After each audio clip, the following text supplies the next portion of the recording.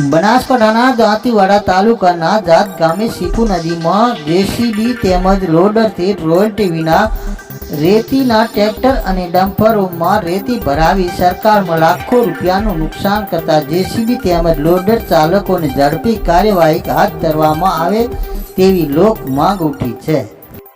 વહેલી સવારે 4 વાગ્યાથી ડમ્પરો દ્વારા રેતી ચોરી કરવાનું કામ કરે છે અને જ્યાં મોટા પ્રમાણમાં રોયલ્ટી વિના રાજસ્થાનમાં લઈ જવામાં આવે છે।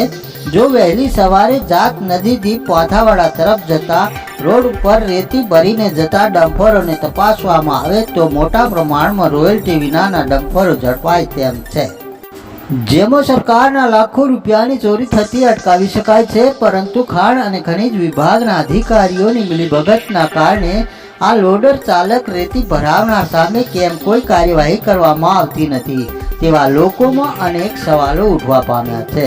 Bureau report KS news Banaskantha.